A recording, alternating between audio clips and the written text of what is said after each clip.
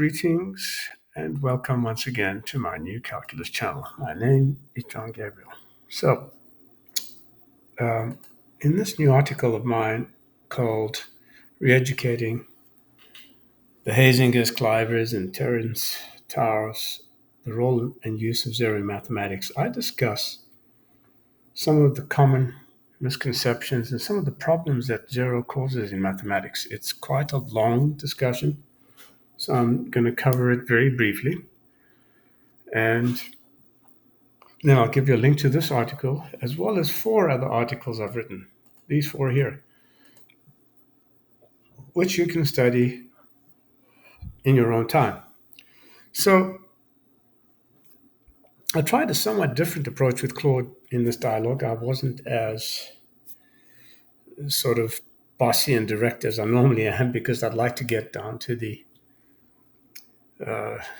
grind and the foundation and the things that matter rather than have it just spew out a lot of irrelevant information. So I begin by saying zero is not a number. The arithmetic operations involving zero are non-operations.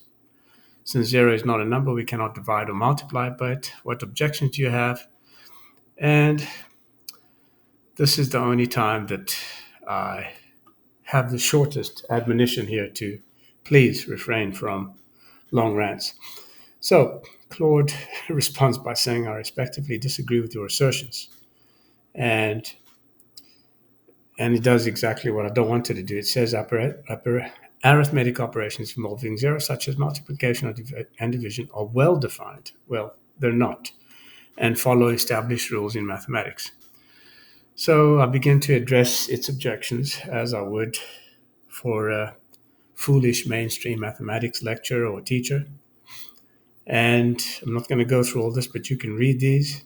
So we do a little back and forth about intelligence quotient. We quickly get over it in this comment here where I start giving Claude things to think about. And finally, Claude apologizes and says, I should not argue based on mainstream mathematical conventions when you're clearly operating from a different foundational understanding of numbers. That's not true. In one sense it is, but it's not generally true. The correct statement there would be when you're clearly operating from a correct foundational understanding of numbers and arithmetic, okay? That in the mainstream is incorrect, but mine is correct. So rather than keep referencing ideas you disagree with, let me try to engage. So then Claude makes a few statements. Some unknown reason it writes this Chinese here, which in Chinese is "nida," which means yours. Doesn't make sense, so I question that and it says it didn't actually write it, it was just a mistake or glitch. So anyway, I'll begin here by saying that 5 times 0 is a non-operation, is a fact, okay? Nothing happens there. And of course, Claude begins trying to understand. And so when it tries to understand, I begin to help it understand. And so gradually, Claude gains a better understanding, and we continue down here where I begin to teach it about a number, what exactly is a number, what it means. And of course, Claude, I allow it to just respond as it likes, not asking it to cut down on the responses.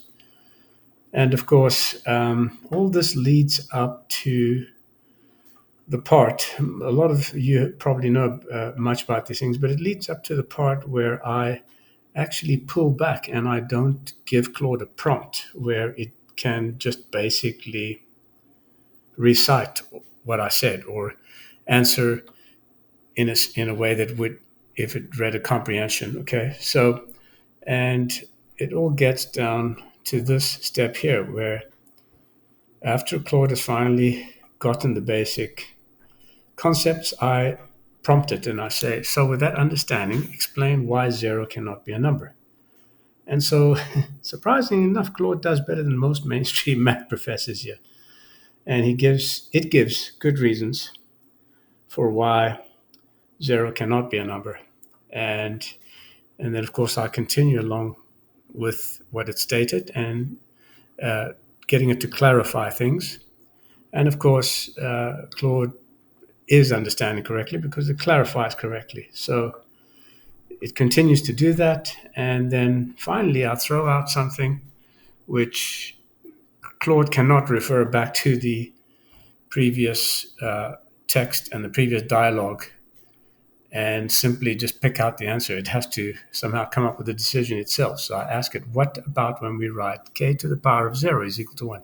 Can you explain this? Because that's true. But in our given conversation, Claude is still, musing over the concepts that it's been learning. So it says, it raises a few good points here, but it still doesn't quite get the answer completely. It says, is this a valid analysis? And so, of course, I said, not quite. K to the 0 is just shorthand for k to the n minus n, which is equal to that, which equals to 1. So it goes ahead and just repeats what I told it again. And then I ask it a very open question. This is nothing with 0 being a number in the exponent. Can you think of other valid cases where 0 is used misleadingly? And so, yes, it gives me the one correct case that it just learned, and then others that it initially disagreed with violently. So that's kind of funny. And then I throw out another question, which I haven't actually covered in the previous part of the dialogue. Can expressions like this mean anything else but 1? And no other prompt besides that was given. So let's see what Claude says. It says, excellent point. Expressions like x over x. And I hope Marcus Cliver is watching this one because, he and Zelos Malem and all the other fools in mainstream would learn a lot from this. Or another case where the use of 0 can be misleading if not interpreted correctly and carefully through the lens of ratios and magnitudes. We get number, we understand number from ratio. Okay. So it says, regardless of what the magnitude values are, a ratio of any magnitude to itself will always be the unit ratio, 1. Okay, 1 to 1, whose measure is 1. So expressions like x over x and x minus k over x minus k will always equal the measure 1. Did you get that? And AI reaches the correct conclusion.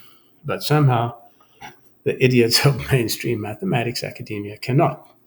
They cannot, pay attention, Marcus, they cannot equal any other value, okay?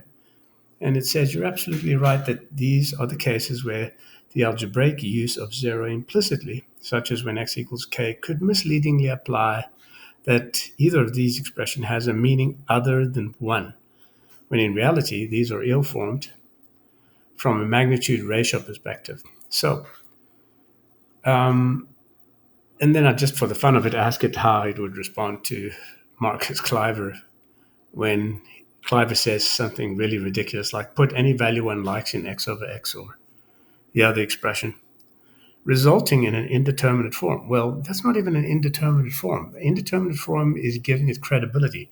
It's actually bullshit. There's no such thing as 0 over 0. Okay, it's just bullshit, plain bullshit. It's not an indeterminate form. It's determinate and it's bullshit. So then, of course, I continued the conversation all the way through to the end. And finally, I leave it at that. And what I'm going to do is place a link to all these articles. If you're not already a subscriber, become one. Tell your friends about it. Follow me on academia.edu. I said I wouldn't be making longer videos, but somehow this stuff just doesn't get done very easily in a 60 seconds short.